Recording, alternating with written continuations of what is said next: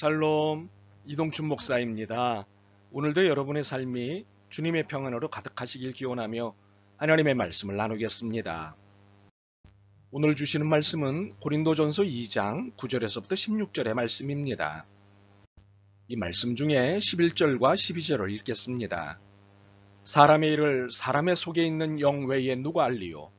이와 같이 하나님의 일도 하나님의 영 외에는 아무도 알지 못하느니라. 우리가 세상의 영을 받지 아니하고 오직 하나님으로부터 온 영을 받았으니 이는 우리로 하여금 하나님께서 우리에게 은혜로 주신 것들을 알게 하려 하심이라. 아멘.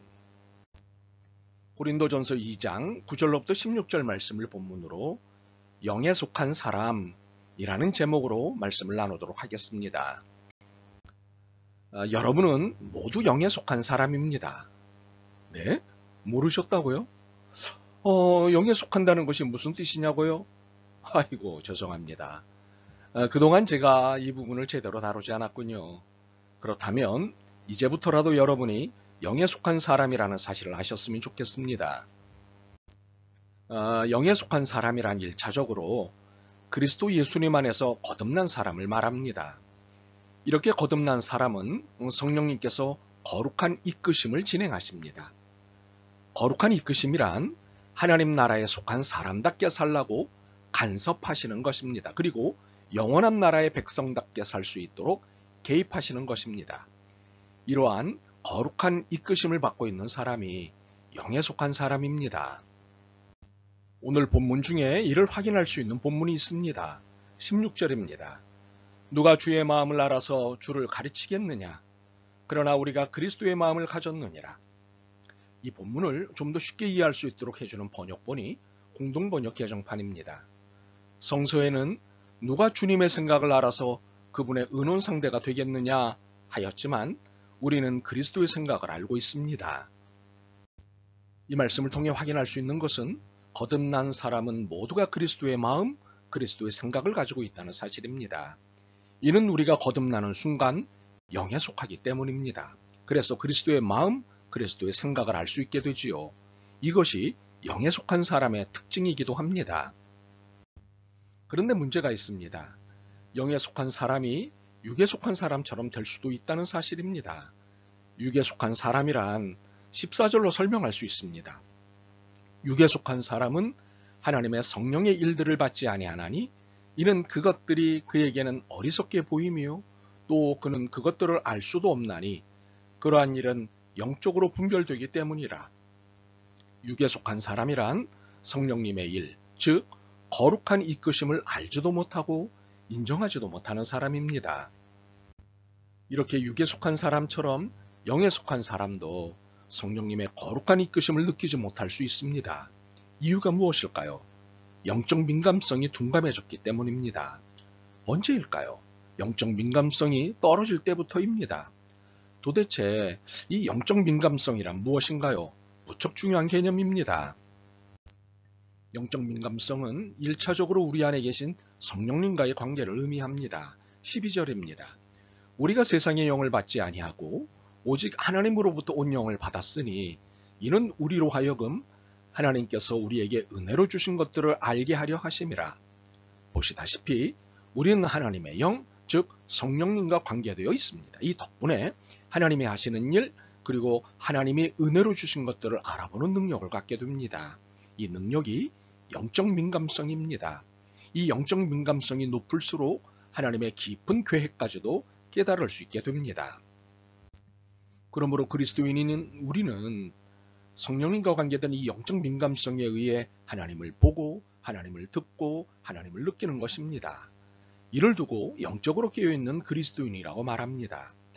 그런데 하나님을 보지도 못하고 듣지도 못하고 느끼지도 못하는 일이 생깁니다. 육에 속한 사람처럼 말입니다. 바로 그 이유가 영적 민감성이 둔감해지기 때문입니다. 그렇다면 왜 이런 둔감함이 나타나는 것일까요? 그것은 하나님과의 친밀감이 깨졌거나 금이 갔기 때문입니다. 하나님과의 친밀감이란 하나님과 깊은 교제, 깊은 소통을 하는 것을 말합니다. 그래서 하나님의 깊은 속을 이해하고 그 이해를 바탕으로 삶의 믿음과 소망을 갖게 되는 것입니다.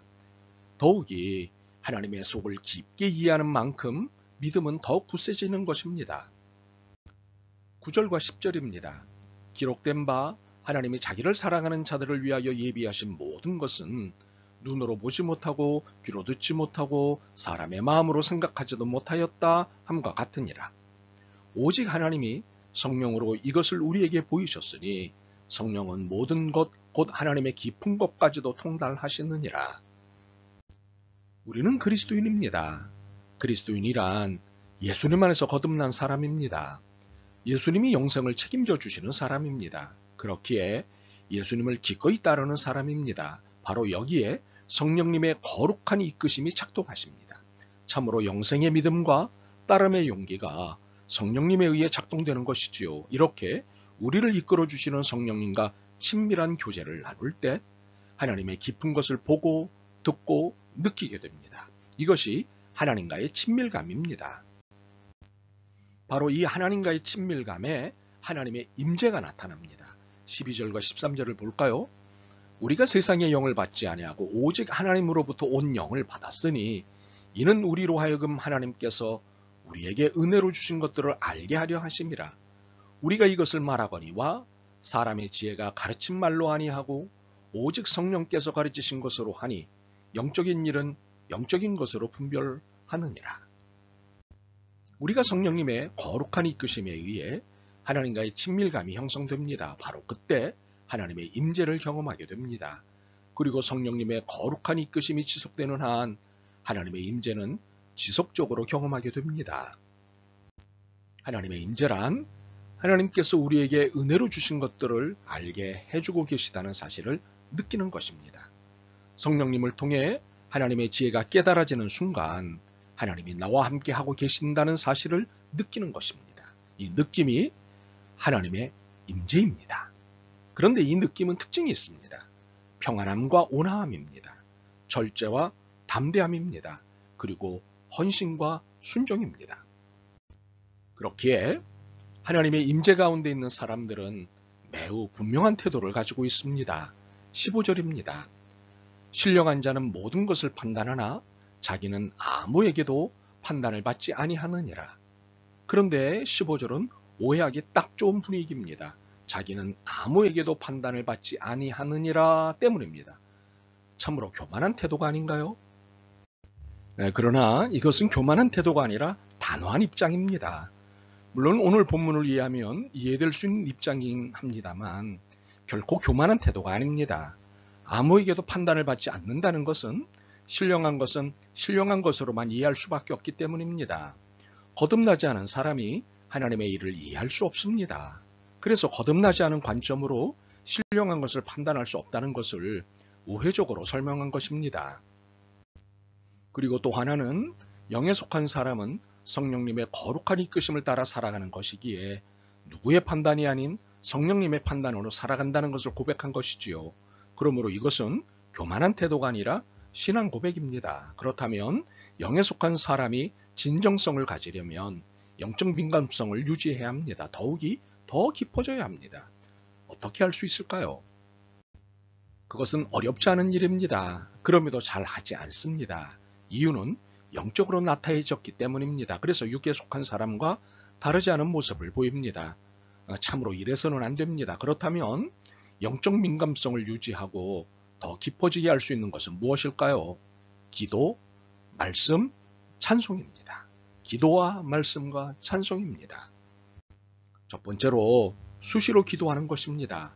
물론 시간을 정해놓고 하는 것도 좋습니다. 새벽이든 아침이든 점심때든 저녁이든 시간을 정해놓고 하는 것도 좋습니다. 그리고 간단하게 기도하는 것보다 깊게 기도하는 것이 필요합니다. 깊은 기도가 습관이 되어야 합니다. 깨어 기도하는 것이 필요합니다. 두 번째로 말씀을 묵상하는 것입니다. 물론 묵상은 성경을 읽는 것에서부터 시작합니다. 그리고 읽은 말씀을 되새김질하듯 생각하고 또 생각하는 것입니다. 이렇게 하는 중에 깨닫는 말씀과 붙잡아야 할 말씀을 주실 것입니다. 그러면 주신 말씀과 깨닫게 하신 말씀을 붙잡고 기도하는 것입니다. 그리고 실천이 필요한 말씀은 순종하는 것입니다. 세 번째로는 찬송을 드리는 것입니다. 여기에는 듣고 부르는 것 모두 필요합니다. 그러나 듣는 것만으로도 하나님의 은혜에 초대받을 수 있습니다. 이렇게 듣고 부르고 하는 것을 통해 하나님의 마음을 만나게 되고 깊은 은혜에 들어가게 됩니다. 이렇게 기도와 말씀과 찬송을 통해 영적 민감성을 유지, 확장하는 것이 영에 속한 사람으로서 매일 매순간 살아야 할 태도입니다. 만약 이러한 태도가 사라지거나 느슨해지면 육에 속한 사람의 모습이 나타납니다. 하나님의 깊은 마음은 물론이고 하나님의 움직이심을 볼 수 없게 됩니다. 참으로 하나님의 일도 보지 못하고 듣지도 못하고 늙지도 못하게 됩니다. 이렇게 영적 민감성이 작동을 하지 않으면 삶이 육에 묶여 하나님의 인도하심을 받지 못합니다. 삶이 갈팡질팡하게 됩니다. 이것이 그리스도인임에도 삶이 혼란스러운 이유입니다. 그러므로 바라기는 예수님 안에서 거듭난 우리에게 주신 선물인 성령님의 거룩한 이끄심을 받는 삶이 될 수 있기를 소망합니다. 그래서 하늘의 은총을 마음껏 누리실 수 있기를 소망합니다. 아멘. 주님, 영적 민감성이 이처럼 중요함에도 영적으로 깨어있지 못해 하늘의 은혜를 분별하지 못했음을 회개합니다. 이제 깨어있는 영으로 주님의 뜻을 분별하는 영적 인도하심을 받는 영의 사람, 하나님과 친밀한 사람이 되게 도와주옵소서. 예수 그리스도의 이름으로 기도드립니다. 아멘. 오늘도 여러분의 믿음과 삶을 응원합니다. 사랑합니다.